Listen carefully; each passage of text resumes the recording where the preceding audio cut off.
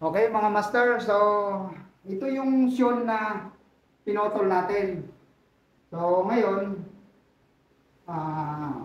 maganda yung center niya or yung pinakasentro sa parte na to.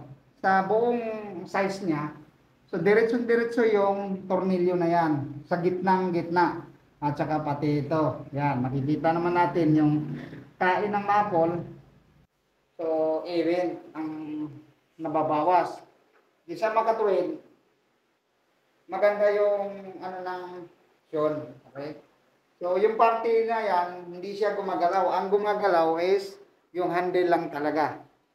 Kaya, yan, maganda na tong perfect. Yung kanilang, sa A-joint. So, ngayon, kailangan na nating ikasa ng matapos na mga master.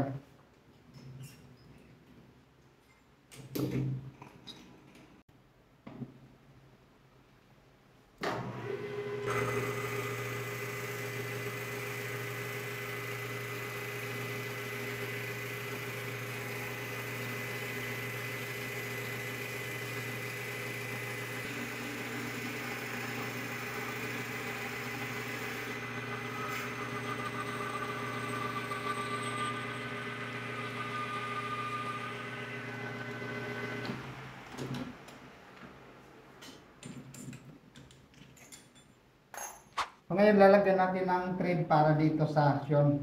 So yung handle gagamitin natin, ang thread niya, ang ginagamit ng syon is dito sa A-joint is 3/8 by 10. Okay. So yan. Antap natin. So 3/10 yung